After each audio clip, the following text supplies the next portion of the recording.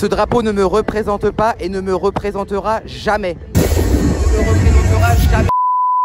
L'influenceur Yohan Power. On est avec Yohan Power qui est... Yohan Power, vous êtes influenceur politique.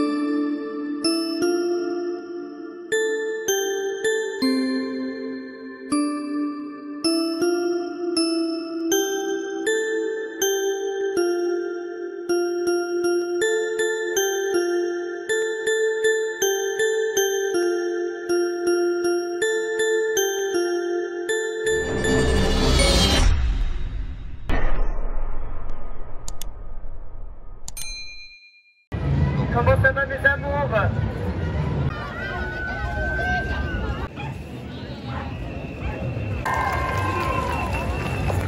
On est là pour les rappeler de ce qu'ils nous font.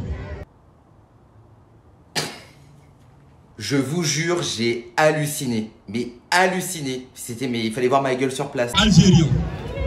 Cette voix que vous avez entendue, c'est celle d'un migrant demandeur d'asile. Alors vous allez me demander, mais quel est le rapport avec la Gay Pride? Eh bien, tout est là. Premièrement, élément très important, c'est que la Gay Pride n'existe plus parce qu'elle a changé de nom et s'appelle désormais la Marche des Fiertés. Ok? Car oui, avant que tout ce délire woke débarque dans notre société, la Gay Pride était une marche pour les homosexuels sans idéologie néfaste et surtout sans conneries. Et pourquoi j'emploie le mot connerie? C'est que cette marche des fiertés réunit toutes les minorités possibles et inimaginables, dont les demandeurs d'asile. Le rapport avec la Gay Pride? Je vais vous la dire. Aucun, bien évidemment. Mais le plus choquant dans cette histoire, c'est que la plupart des homosexuels sont persécutés, agressés par ces migrants-là. Et vous voulez savoir la meilleure? Roulement de tambour. C'est que cette marche des fiertés 2023 a été ouverte par un cortège de migrants. Alors, je vous laisse imaginer la gueule que j'ai fait parmi la foule de timbrés. Je me suis dit, mais c'est une blague. Genre, des migrants vont ouvrir la marche des fiertés. Le Coran, c'est haram. C'est haram, tu changes. Mais de base, c'est la marche pour les homosexuels. Le rapport, aucun, je précise encore. Hein. Écoutez bien le discours que j'ai entendu et que j'ai pu filmer, mais c'est extrêmement choquant en fait. Le gauchisme est très clairement à son paroxysme. On est des arrières petits-fils des tirailleurs sénégalais, maliens, marocains et algériens. Leurs droits sont régulièrement bafoués dans les guichets de préfecture, dans les administrations françaises, devant les institutions de l'asile.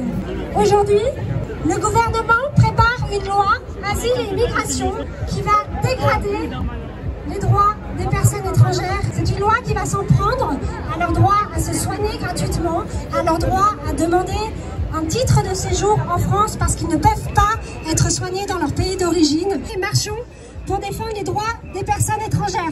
Merci beaucoup. Il y a beaucoup de personnes ici que j'ai pu interroger qui disent que la norme, ce n'est plus l'hétérosexualité. Qu'est-ce que vous auriez à dire par rapport à ça? Que pour moi, il n'y a pas de norme. Enfin, une sexualité, ça définit pas quelqu'un. Du coup, je dirais que en ce moment, justement, on voit plus de personnes qui s'ouvrent parce que, comment dire, la société, elle devient plus ouverte. Si on en fait une norme, dans 100 ans, il n'y aurait plus d'êtres humains, du coup. C'est un peu compliqué comme question, mais... Alors, bonjour mesdemoiselles, mesdames. Alors, j'ai une question à vous poser. Alors, le panneau m'a interloqué. Parce que moi, je suis homosexuel de droite et je suis contre l'idéologie LGBT. Qu'est-ce que vous auriez à me dire, par exemple? Parce que vous êtes contre vous-même, alors. Je ne suis pas contre moi-même. Si, vous êtes contre vos droits, à vous. C'est pas les LGBT qui me donnent mes droits. Moi, c'est la France. Après, moi, ce que je... C'est aussi la France. LGBT, pour moi, c'est pas la France. Moi, par exemple, en tant qu'homosexuel, je ne suis pas homophobe parce que je suis moi-même homosexuel. Mais c'est qu'en fait, moi, je suis contre tout ce qui est les mouvements LGBT, ce qu'on impose aux enfants, par exemple. Comment? Moi, je suis maman, voilà, c'est mes filles. Oui, non, mais vous, d'accord. Mais ce que je veux dire, c'est qu'aujourd'hui, il y a un phénomène de société où des drag queens viennent lire des histoires à des enfants de 3 ans en leur expliquant la sexualité. Et ça me dérange, par exemple. Non, à 3 ans, il n'y a rien. Vous avez un enfant? Comment? Est-ce que vous avez des enfants? Ah non, je n'ai pas d'enfants. Voilà. Mais j'ai des neveux et des nièces, et des petits cousins et des petites cousines. Je suis maman et ça n'arrive pas, c'est pas vrai. Oui, mais vos enfants sont grands. Non. Vous n'avez pas d'enfants en bas âge, mais là aujourd'hui... J'ai aussi 3 ans, c'est pas très longtemps, elle a 15 ans. Oui, mais il y a 15 ans, ça n'existait pas tout ça.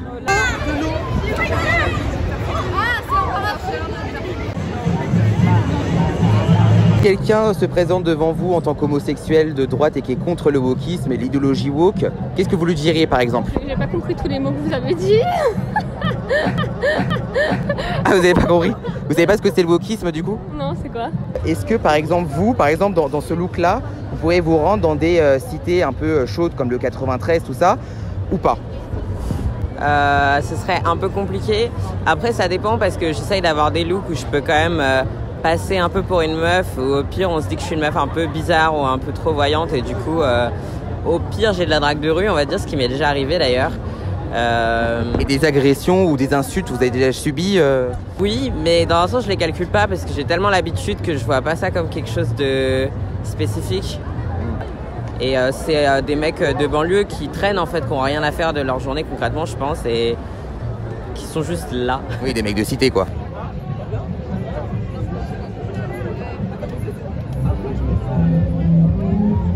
Aujourd'hui, l'extrême droite attaque énormément les droits des personnes trans. Le Coran, c'est haram.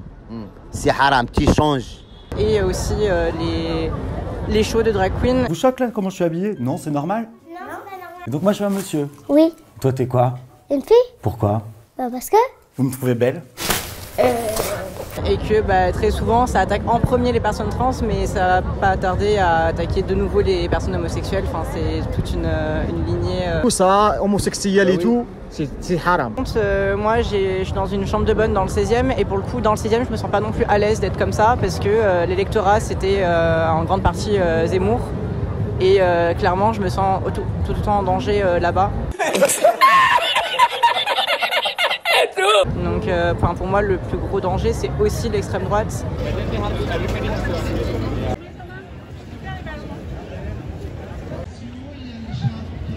Où l'hétérosexualité, c'était la norme sociale, entre guillemets.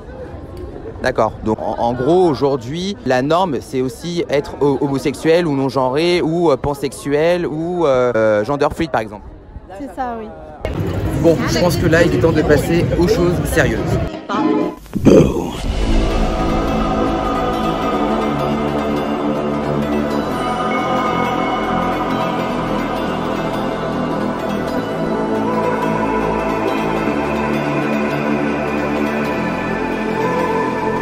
Bon, je pense qu'il est temps pour moi de quitter la marche des tarés, hein. C'est pas la marche des fiertés, c'est la marche des tarés. Je pense que j'en ai assez vu et assez entendu pour aujourd'hui. Voilà, donc je vous dis au revoir à tous, enfin excusez-moi, au revoir à toutes, parce que c'est vrai qu'aujourd'hui on ne peut plus dire le mot tous, on doit dire toutes, avec justement l'écriture inclusive qui bousille notre langue française. Donc je vais faire quelque chose de très symbolique aujourd'hui. Alors je tiens à préciser avant de le faire et de le dire que je ne m'adresse pas aux personnes, je m'adresse à une idéologie. L'idéologie LGBT justement, cette idéologie qui bousille, qui détruit notre société, qui détruit nos valeurs, qui détruit notre manière de penser et qui détruit nos enfants. Vous voyez ce drapeau? Ce drapeau ne me représente pas et ne me représentera jamais. Ne me représentera jamais. Et le seul drapeau qui me représente, c'est le drapeau de la France, c'est pas le drapeau LGBT.